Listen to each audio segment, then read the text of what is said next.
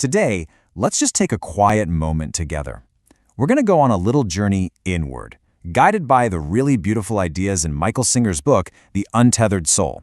And don't worry, this isn't about learning some complex theory. It's just about gently noticing something that's been with you your entire life. So, let's begin. You know the one. It kicks in the second we wake up, right? It's just this constant stream, narrating, worrying, debating. It's so familiar, so close to us, that most of the time we don't even realize it's there. But what if, just for a second, we actually stopped and listened to it? So, our very first step is just to become aware of this inner dialogue. That's it. We're not trying to judge it or stop it. We're just going to observe it, kind of like watching a show that's always playing inside of us. Oh man, we've all been there, right?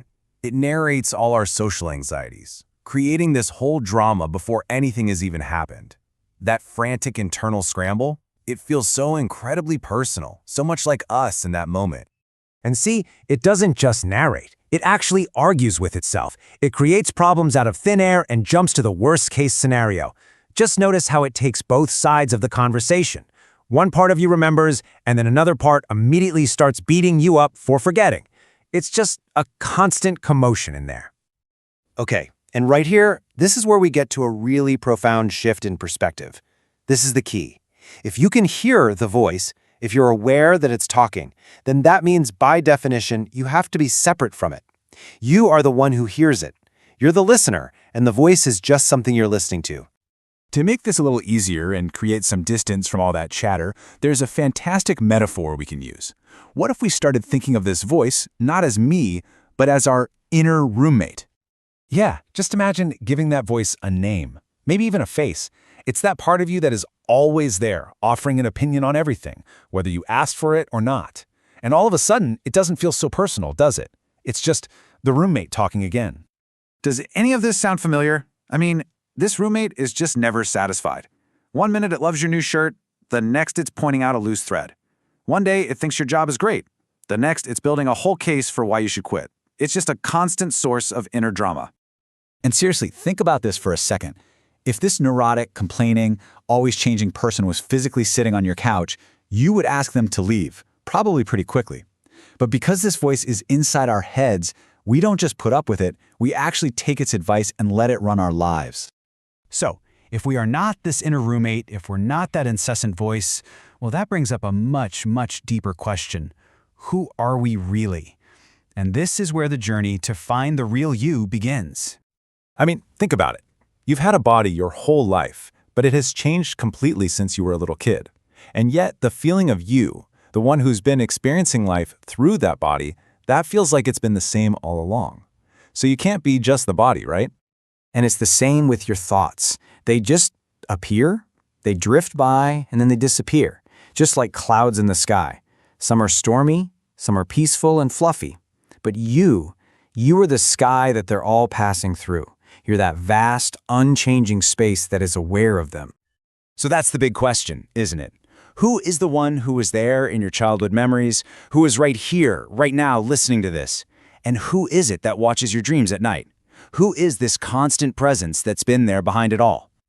You know, following that question, it leads us somewhere. It brings us to a really simple but incredibly profound realization. It leads us to the silent, aware center of our being. And what we find is this: you are not the thoughts.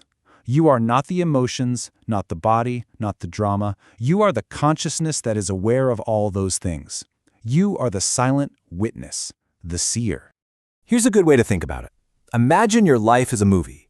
Most of the time, we are completely lost in the film. We get so wrapped up in the characters and the plot, our thoughts and emotions, that we totally forget we're the ones sitting in the theater. The silent witness is that part of you that kind of wakes up and remembers, oh, right, I'm just here on the couch watching this fascinating movie unfold. You're no longer getting swept away by everything, you're just resting in that calm awareness that's watching it all. Now, I know this might all sound like a huge abstract concept, but the path to actually experiencing this is made of really small, really gentle steps. It's not about fighting your mind, it's just about shifting who you think you are. The actual practice is so simple. When you hear that inner roommate start to complain or worry, you just notice it. You just go, there's the voice again. You don't argue with it, you don't judge it for being there, you just let it be, and you gently relax back into the seat of the witness, that quiet space that's just noticing. This is so important. We spend so much of our energy trying to protect that fragile, neurotic part of ourselves, our inner roommate. But real freedom, real peace, it comes when we realize that we are not that part. We are the vast, silent, and totally safe awareness behind it all. Peace isn't found by trying to fix the roommate, it's found by remembering that you are the room itself. And so, we'll end with a simple invitation, not to do anything, but just to be. What would it feel like, right now, to just let go of identifying with the next thought that comes along, and instead just rest as the quiet space that is aware of it? That is the journey beyond yourself, to yourself.